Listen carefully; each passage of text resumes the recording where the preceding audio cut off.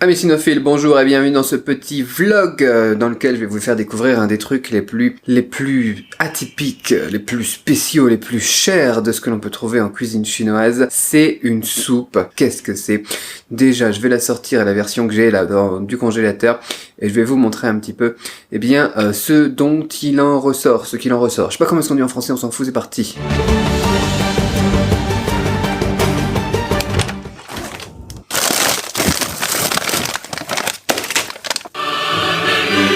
Alors pour cette version, j'ai pris une version congelée, un peu comme on aurait en France chez Picard au niveau de la qualité, pour la modique somme de je sais plus combien, mais ça coûtait un bras. Alors qu'est-ce que c'est? D'où ça vient? Regardons ça ensemble. Alors ce plat, ça s'appelle... Alors déjà moi comment est-ce que je l'appelais jusqu'à faire cette vidéo, parce que bon voilà, faire des vidéos ça me permet d'apprendre aussi des trucs, c'est pas mal. Ce plat ça s'appelle Fo Tiao Chiao. Ça s'appelle Fo Tiao Chiao. Fo Tiao Chiao, pas Fo Tiao Chiao. Fo Tiao Chiao. Ça veut dire donc Bouddha qui saute au-dessus du mur. Bouddha qui saute au-dessus du mur.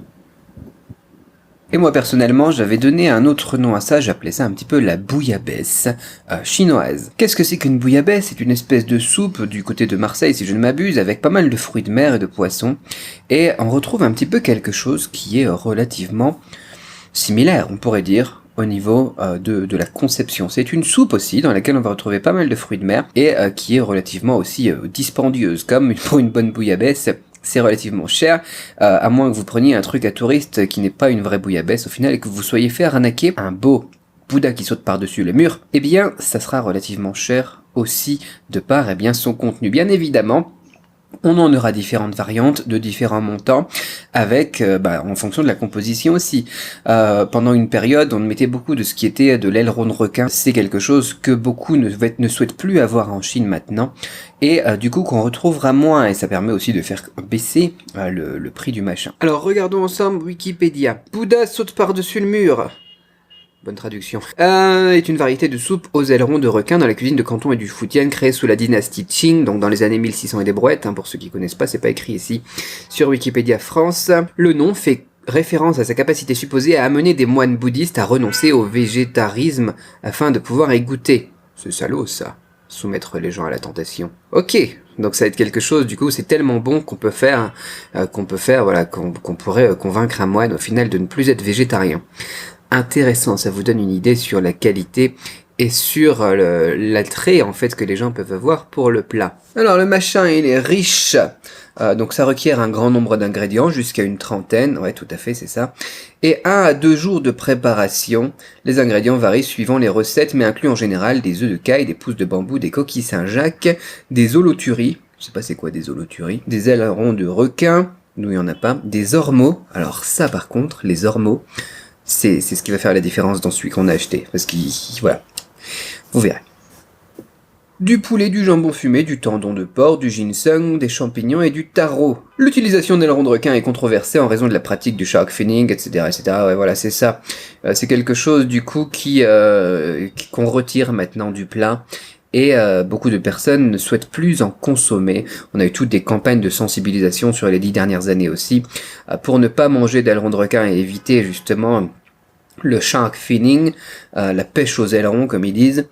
Donc voilà aussi pour notre combat, volonté de protéger les petites bestioles. Donc c'est intéressant, suffit d'aller regarder ça maintenant, on va aller se préparer ça, et puis on va goûter ensemble, tout simplement. Est-ce que vous avez déjà goûté ça? Est-ce que vous avez déjà goûté une vraie soupe chinoise comme ça, qu'on fait, c'est quelque chose qui demande des heures et des heures de préparation, et que, voilà, ça vous change la vie de goûter un plat comme ça, quoi. Après, vous êtes peut-être pas autant de bouffe que moi. N'empêche que, on va aller préparer tout ça, et puis je vous emmène avec moi pour la préparation et la dégustation, c'est parti.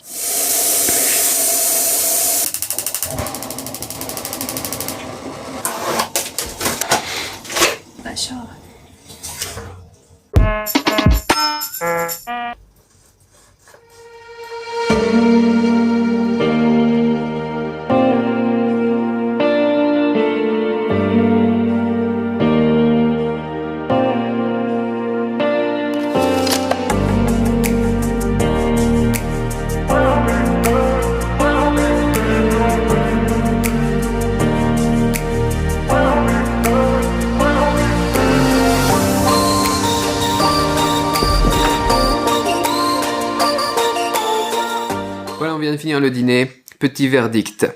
Plusieurs choses à noter. Première chose, c'est vraiment super riche en ingrédients, c'est dingue, je vous mets la liste des ingrédients dans la description de cette vidéo. Deuxième chose à noter, la soupe dans laquelle, eh bien, après sont mis tous ces fruits de mer. On sent qu'elle est très très riche. T'as l'impression que c'est du concentré de bouillon de poulet. Tu sens la richesse du truc. Enfin, c'est pas facile à expliquer avec des mots. Il faut goûter ça. La richesse de la soupe est juste extraordinaire. Du coup, ça apporte aussi par contre une certaine lourdeur au plat, qui fait que là, moi, j'en ai pris 2 bols et c'est bon, j'étais fini, comme si j'avais mangé une ficelle picarde, par exemple, pour ceux qui connaissent les cuisines de grand-mère de Picardie. On n'a pas terminé le plat, du coup, il nous en reste encore. Bon, c'était une truc pour 6-8 personnes, nous on était 4, dont 2 enfants. Donc on en a encore un petit peu pour demain, on va rajouter un petit peu d'eau et on s'en servira comme base de fondue. J'avais fait des vidéos sur les fondus sur la chaîne, vous pouvez regarder aussi si ça vous intéresse. Et puis, ça permettra de continuer à déguster ça avec grand plaisir encore demain. Voilà pour les dégustations, tests de nourriture sur la chaîne. Si vous aimez bien ce genre de truc, dites-le dans les commentaires, laissez un pouce en l'air, on goûtera d'autres choses pour vous. Là, c'était vraiment... je pense que c'est le truc le plus cher que j'ai goûté de ma vie en Chine, je pense. Jusqu'à preuve du contraire. Voilà, il fait déjà nuit, ça va bientôt être l'heure du live quotidien. Donc je vous laisse ici, n'oubliez pas de vous abonner, laisser un gros like, et puis de me dire, voilà, c'est le truc le plus extraordinaire que vous avez dégusté dans votre vie en Chine, ou en tout cas en plat chinois. Peut-être que c'est juste des raviolis, peut-être que c'est quelque chose d'encore plus exceptionnel que ce que j'ai mangé aujourd'hui. Dites-le moi dans les commentaires, ça m'intéresse, et sûrement que si je trouve des trucs intéressants dans vos commentaires, j'irai aussi les goûter, et j'en ferai des reviews sur la chaîne. La bonne excuse pour manger des trucs. C'est pas mal ça comme idée. Allez, ciao!